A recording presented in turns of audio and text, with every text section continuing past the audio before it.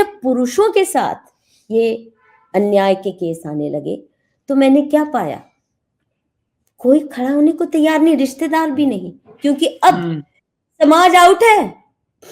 केवल और केवल अदालतें हैं, पुलिस है, 498 है। अब आप प्रोटेस्ट भी नहीं कर सकते क्योंकि कानून अपने हाथ में ले लिया, कोर्ट में केस चल रहा है, अवमानना हो गई। अब आप समाज को अपील भी नहीं कर सकते, और रिश्तेदार, सगे भाई, सगे भतीजे डरते हैं कि हमने अगर गवाही भी दे दी इसके फेवर में तो हमारा भी नाम लिप्त हो जाएगा, हम पे भी रेप केस डाल देगी, हम कहाँ जाएंगे।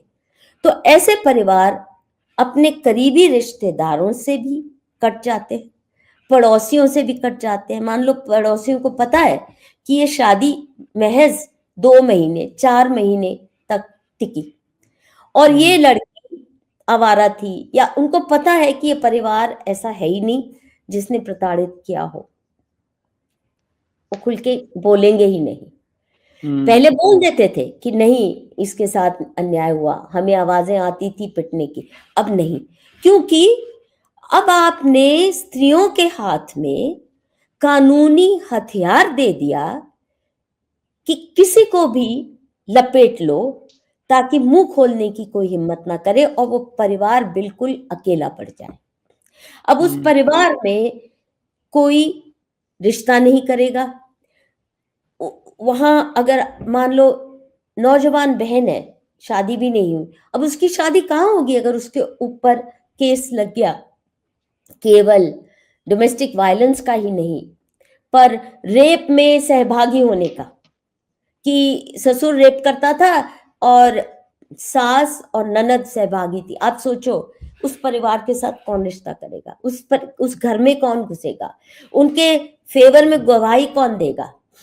कोई प्रोटेस्ट डेमोन्स्ट्रेशन में शामिल होने को तैयार नहीं है, कोई मुंह खोलने को तैयार नहीं है, क्योंकि अब पुलिस ने और अदालतों ने मोनोपोली बना ली है।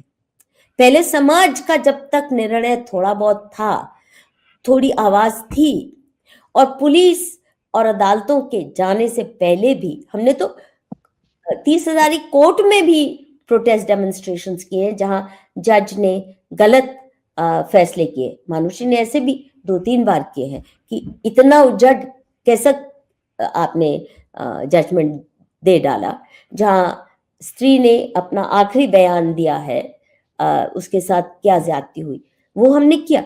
पर आज के दिन असंभव है, कोई नहीं खड़ा होता, कोई नहीं सुनता, और न्यूज़पेपर भी ऐसे केसेस में जरा भी सहानुभूति के साथ नहीं आपको रिपोर्टिंग करेंगे। क्यों? क्योंकि सारे के सारे जो रिपोर्टर्स हैं, सारा मीडिया जो है, ऐसे ही नहीं प्रेस्टिट्यूट्स कहते, ये फॉरेन फंडेड एनजीओस के पेरोल पे है। इंदिरा जयसिंह कोई भी रिपोर्ट प्लांट करा सकती है, कॉलिन गोंसाल्विस कोई भी रिपोर्ट अपने बाथरूम में बैठ के ही एक व्हाट्सएप कर दे, वो रिपोर्ट छप जाएगी। ये सभी की इतनी ताकत है, जितने फॉरेन फंडेड एनजीओस हैं इन सब में ये ताकत है।